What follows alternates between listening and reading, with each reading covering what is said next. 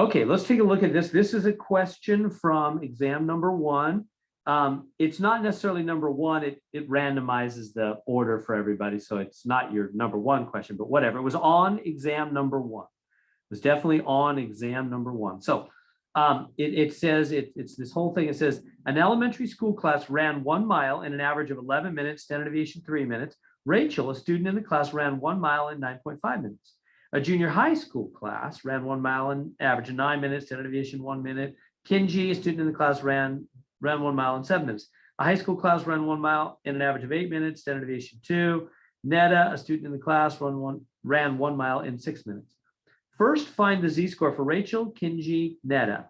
Then rank the runners in order from fastest, lowest time to slowest relative to their classes, that is by z-score.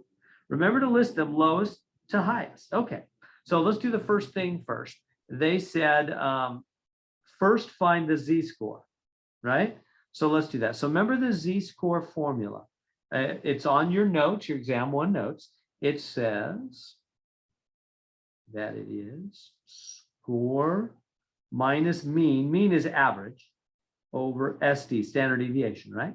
So for Rachel here, her z-score will be her score, like what she did. What's her score? Rachel, a student class, ran it in 9.5 minutes. So she'll be 9.5 minus the mean. That's her score right there.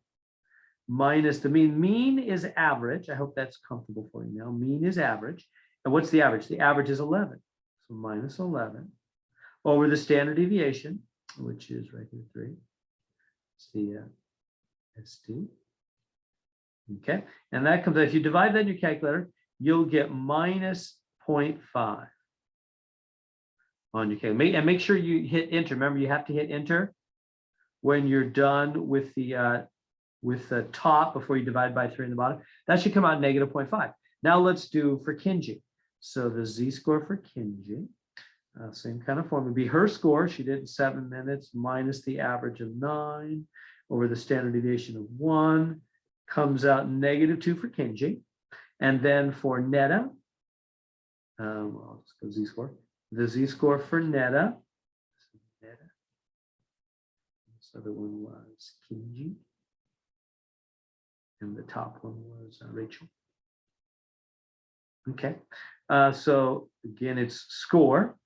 6 minutes, she ran it in 6 minutes, minus the average, 8, the mean, over the standard deviation, 2. That'll come out negative 1. Okay, so we did the 3 z-score. That was the first thing I said, do this, and we know how to do that, right? That's right in the exam 1 notes, the formula for z-score. We had a bunch of those on the practice exam. Okay, now I think the harder part is putting those on the number line. So why the number line? Well, it wants us to rank them in order from fastest, lowest time to highest time. So in other words, these 3 numbers, negative 0.5, negative 2, and negative 1, they want you to order them from lowest to highest, right? Lowest to highest. Well, how does that work? I think this is maybe where people got confused. And it says by z-score.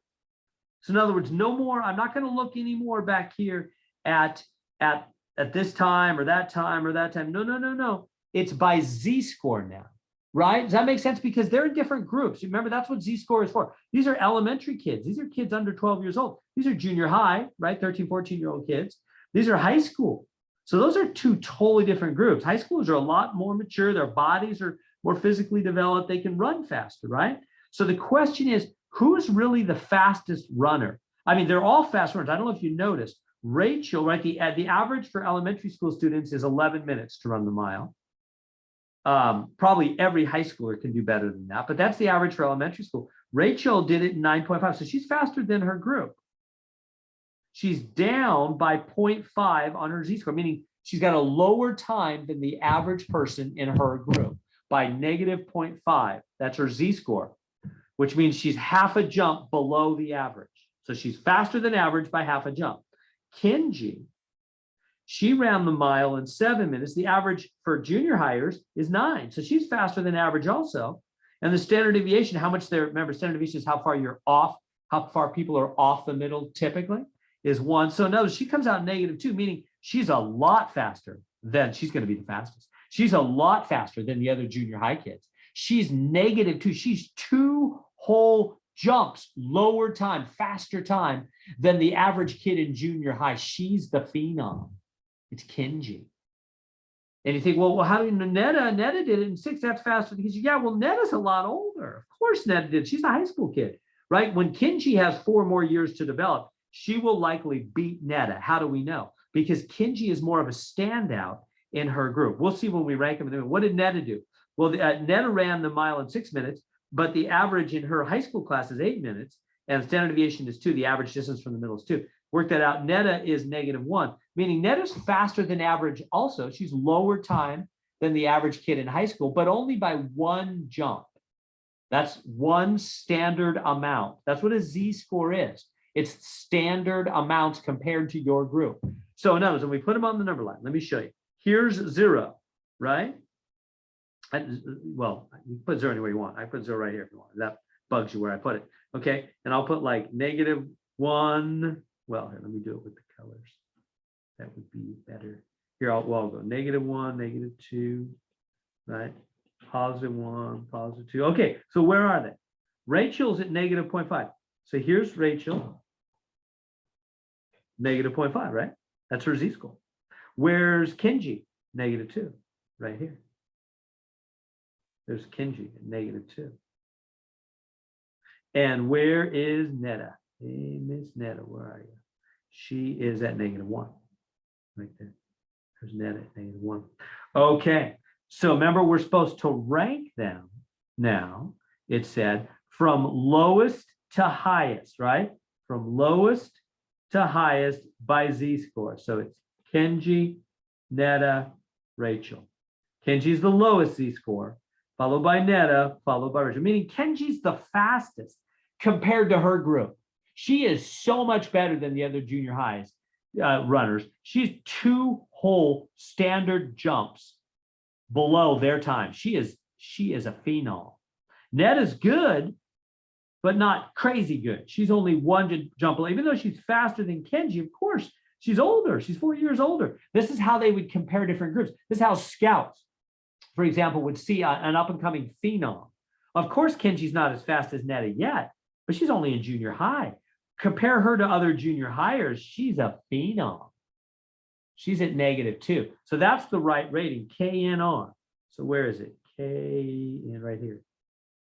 K. Now, it's not always B. It randoms the AB, it mixes them up for every student. So it's B on the one I have anyway. KNR.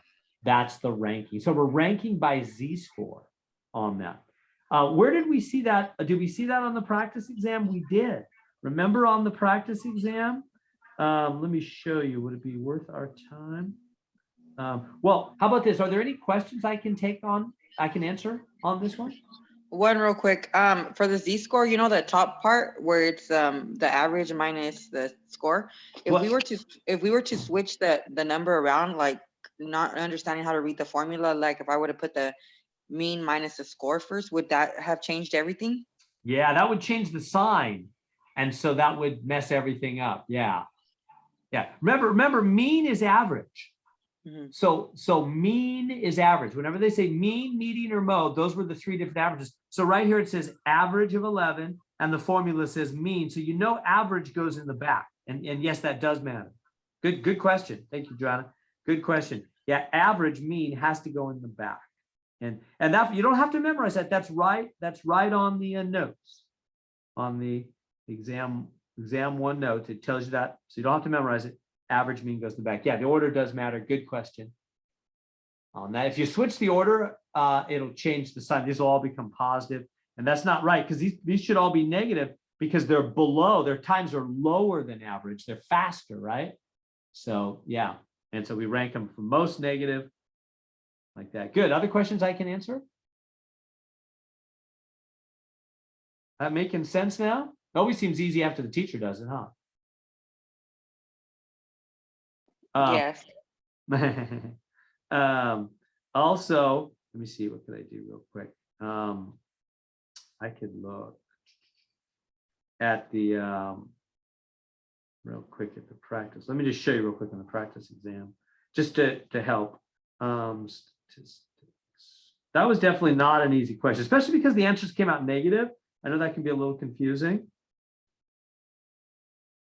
about ranking. You know, more negative is actually smaller, huh? Where's the practice exam? Hello, practice. There it is. Practice. Yeah, so from the practice exam, here it is. We had one, it was men and women. The one we had was men and women where we did Z-score. If you remember that from the practice exam. Here it is. It's number 32 from the practice exam. So let me bring it over here and let me show you about it. There it is. Okay, yeah, so I just wanted to show you. So this is practice exam number 1, question 32. See how we have the man and the woman, and we want to figure out their Z-score. And then came the question, who's relatively taller? And that was about comparing their Z-scores. So that's 2 people instead of 3. So I guess it's a little harder to have 3 people. But this one was actually harder because you had to convert like all to inches and all the inches, where the one I gave you an exam, there was no converting necessary.